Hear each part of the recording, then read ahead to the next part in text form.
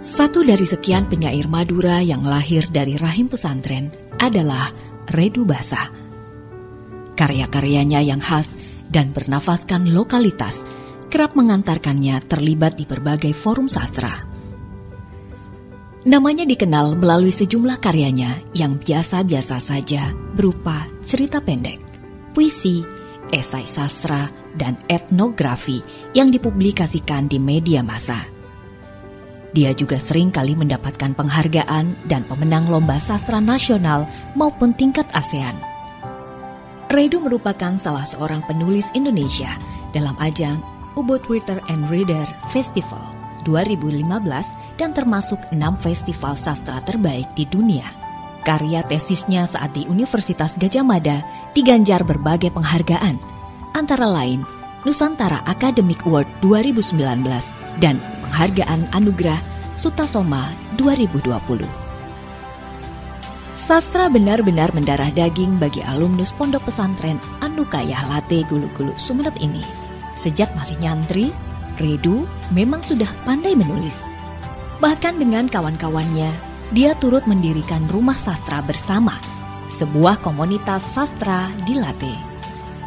Sebagaimana sastrawan Madura pada umumnya, karya-karya Redu, baik itu fiksi maupun non-fiksi, selalu berpijak pada lokalitas kemaduraan. Tetapi, jika yang lain selalu bersandar pada tema-tema besar seperti laut, sawah, dan ladang, Redu justru berbeda. Dia lebih memilih menulis yang lokal, tapi belum pernah tersentuh.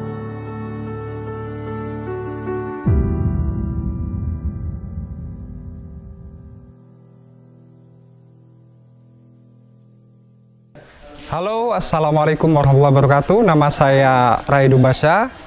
Saya orang Madura. Aktivitas saya sehari-hari adalah mengajar di sebuah pesantren di Desa Bilapora Timur, Kecamatan Ganding, Sumeneb, Madura, di desa kelahiran saya.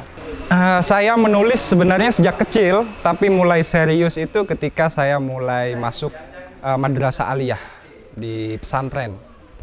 Di situ saya mulai mengirimkan karya-karya saya ke media massa, mulai mengikuti sayembara, dan sayembara pertama kali yang saya ikuti adalah sayembara di Pusat Bahasa Jakarta, dan alhamdulillah waktu itu kelas 2 aliyah saya bisa menjuarai nasional ya.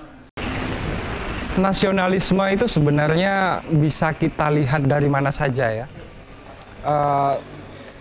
Buku saya semuanya kalau mau bicara tentang nasionalisme, semuanya adalah nasionalisme. Tapi yang terakhir barangkali lebih terlihat nasionalisme karena temanya itu secara utuh bicara tentang desa. Saya mengeksplorasi sebuah desa, Desa Bilapora, tempat saya lahir dan saya hidup hari ini.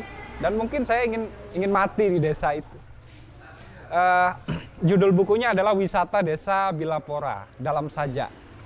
Nah, buku itu berisi tentang puisi-puisi, tentang mulai dari sejarah desa, semangat manusia dalam membangun tradisi, kebudayaan di dalam desa. Dan alhamdulillah baru-baru ini ketika buku itu terbit, dia sudah dapat 2 penghargaan. Yang pertama dari Dewan Kesenian Jawa Timur di sayembara naskah pada waktu itu ya, 2021 bulan Juli. Dan kemudian kemarin ini alhamdulillah masuk sebagai 5 besar Kusala Sastra Katulistiwa 2021 juga, alhamdulillah. Kembali ke persoalan nasionalisme yang tadi, bahwa sebenarnya nasionalisme itu tumbuh pertama kali adalah bagaimana kita bisa mencintai desa yang kita pijak. Karena bagi Mahatma Gandhi adalah jiwa sebuah negara ada pada desa-desanya. Jadi the soul of India, kata Mahatma Gandhi, adalah desa-desanya. Nah, di cover belakang Wisata Desa Bilapora saya menulis, tanpa desa, negara hanya sebuah nama yang hampa.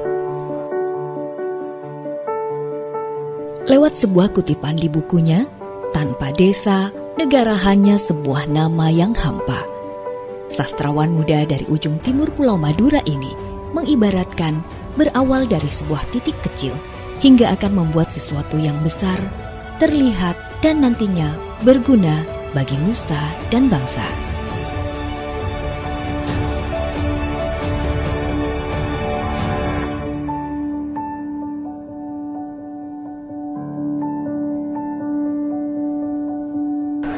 Pentengan.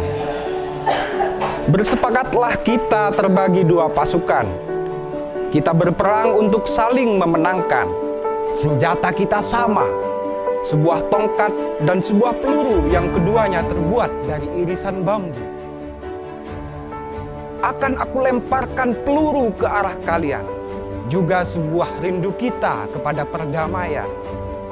Kita boleh saling mengklaim diri sebagai pemenang, tapi sebenarnya kita masih kalah, sebab selalu ada peperangan.